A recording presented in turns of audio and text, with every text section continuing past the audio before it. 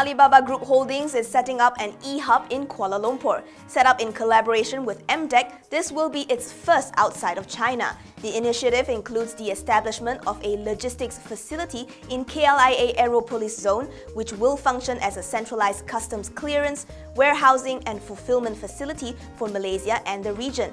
It also comprises an online cross-border trading services platform which will enable users in Malaysia to trade with an e-hub in Hangzhou, as well as cooperation in e-payment and financing and development of e-talent training.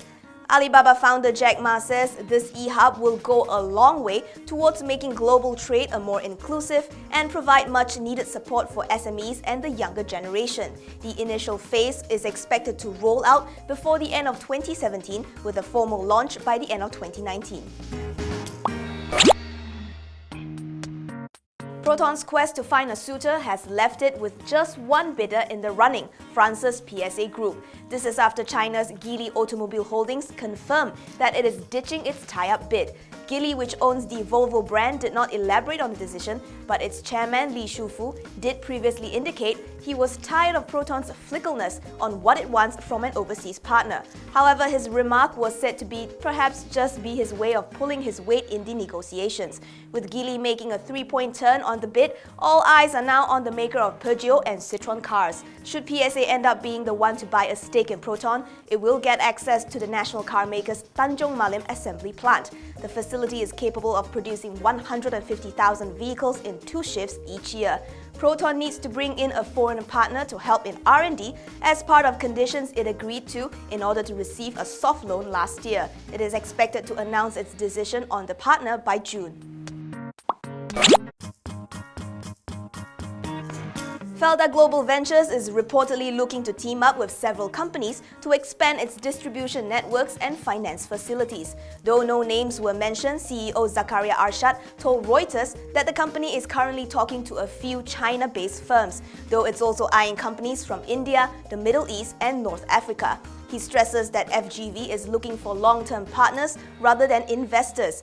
A partnership is expected to be finalized in the next 1 to 2 months. DH Weekly had reported that FGV was in talks with 2 companies interested in buying into the firm. Citing sources, it said the firms were one linked to businessman Said Mokhtar Al-Bukhari and China National Cereals, Oils and Foodstuffs Corporation. The government will start announcing weekly petrol ceiling prices on Wednesdays, and the very first announcement will come next week, with the new ceiling price taking effect from the stroke of midnight, which is next Thursday, March the 30th. Domestic Trade Minister Hamzah Zainuddin announced that the move was approved by the cabinet following discussions with petrol companies. The ceiling prices will be based on global oil market rates, and if private companies and petrol station retailers wish to sell fuel below the fixed prices, all they need to do is seek approval from the ministry. PM Najib has accused a former leader of lying about Malaysia facing bankruptcy, which almost wrecked the multi-billion-dollar deal with Saudi Aramco. The Prime Minister did not name names, saying only that many had not expected a former leader to tell untruths about his own country, which is why some people bought his lies.